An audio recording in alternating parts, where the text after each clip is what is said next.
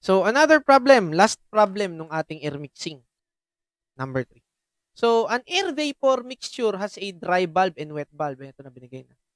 Temperature of 38 and 33 degrees Celsius, respectively.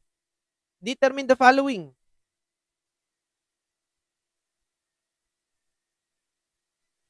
Determine the following. Ano yun? Determine mo. Partial pressure of water vapor, letter A. Letter B, relative humidity in percent. And then, letter C, humidity. Specific humidity in kilograms per kilogram. And the specific enthalpy of air in kilojoule per kilogram. So, first time nagbigay siya ng enthalpy. So, wanna solve? Gagamit ka po dito ng ano? Anong gusto mong gamitin dito to solve yung PV? Wala kang dew point dito, O yun ang ano mo, yun ang catch dito. Wala kang dew point. How will you solve for the partial pressure of air? Wala kang binigay. Number 1, wala kang PT. Wala ka niyan. Wala kang PV. Yan ang iso-solve mo eh. Okay? Wala kang pressure ng air. Saan mo kunin yun ngayon? Okay? But, I have told you to use yung ano, yung Upjohn and Liley. Okay? Yung binigay ko. So, for letter A, in order for you to solve yung PV, di ba may binigay ako sa yung specific equation?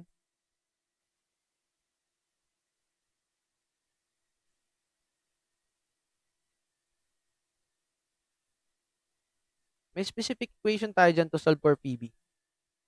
Let me just find my steam table. Nandun yun eh.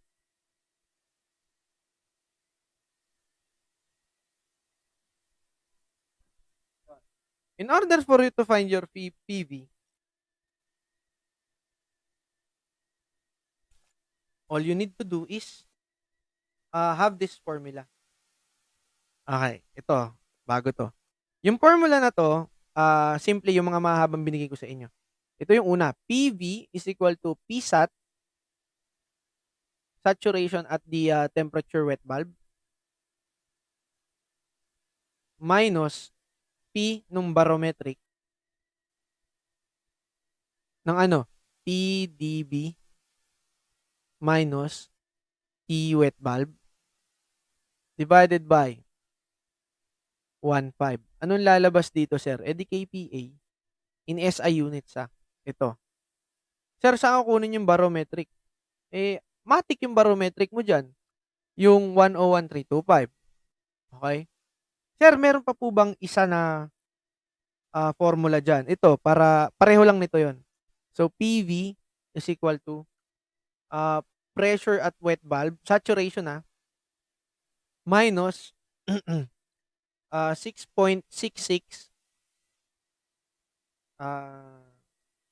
times 10 to the negative 4 multiplied to atmospheric or barometric multiplied to temperature dry bulb minus temperature ni wet bulb. Anyway, any one of the two na gamitin mo. Una, gamitin ko ito. Ano gusto niyo dito? Ito na lang, yung nasa taas. So, in order for you to find yung PV, ano ba yung saturation at wet bulb? Tignan nyo nga muna. At wet bulb, ito yun. 33 degrees Celsius. I found on your wet bulb that is 5.034 kPa. 5.034 kPa. And the barometric pressure is always at 101.325 kilopascals. And multiply it with the temperature dry bulb and then yung difference ng dalawa. 38 minus 33. Divide mo na lang ng 1.5. This is purely empirical. Okay? Kaya ang lalabas dito is in terms of pressure. So, let us solve. That is 5.03 and 4 minus 101.325 multiplied to 38 minus 33, that is 5. Divide by 1.5. The answer is 4.69625. 4.69625. 625 kPa PV. Check natin kung tama din ba itong formula na 'to. So, that is baguhin natin 'to yung dulo.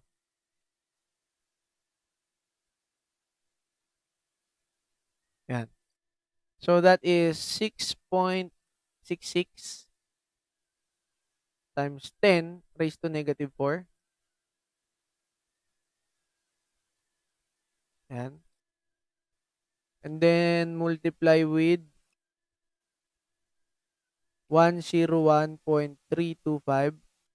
Mabusisi nga lang talaga ipasok sa calculator. Tapos 5 kasi 38 minus pareho lang, 'di ba? Correct. Ibig sabihin pareho lang sila nung equation. So this is correct din. Sinimplify ko kasi itong buo. Okay? I think this is Lyly's formula for partial pressure. Yun, binigay ko yun sa inyo nakaraan kung natatandaan ko siya. Tignan natin, nandito yun. Ayan, ito. Lyly's formula. This one. Okay? So that is for problem 3. So part A. How about part B? Part B, anong hinahanap? The RH.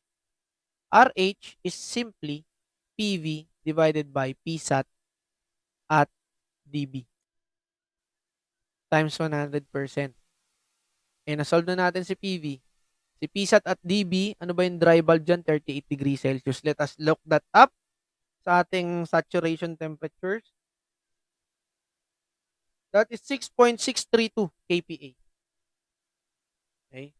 So, PV, 4.69, 625, tanggalin natin unit, 6.632 kPa times 100%.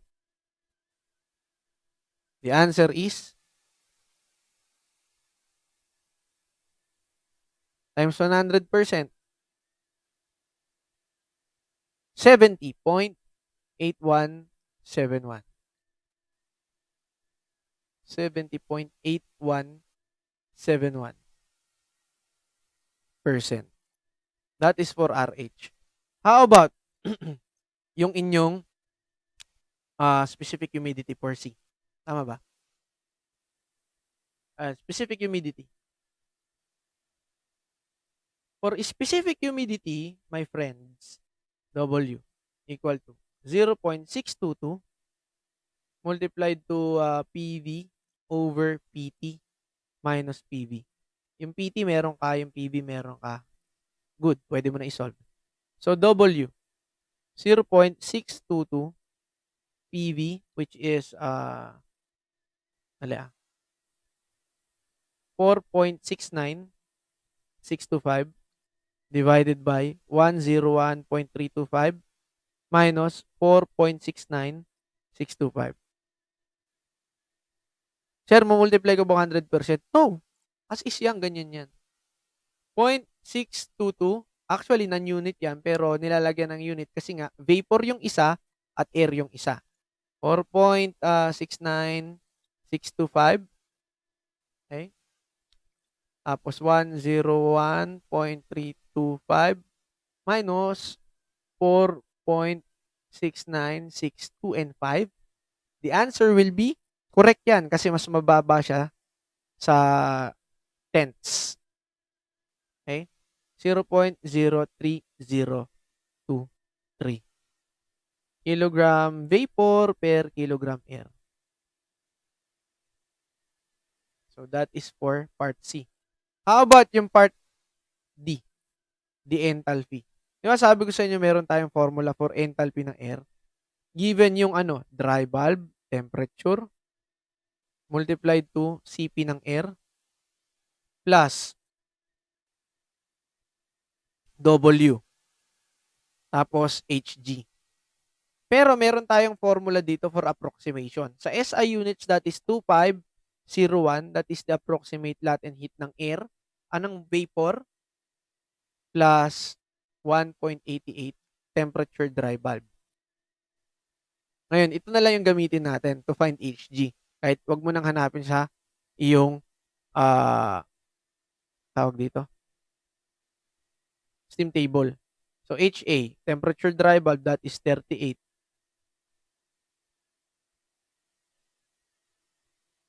Unahin ko na, 1.0062 kilojoule per kilogram degree Kelvin multiplied to temperature dry bulb, that is 38 Celsius degree. Change in temperature na yan, consider na natin.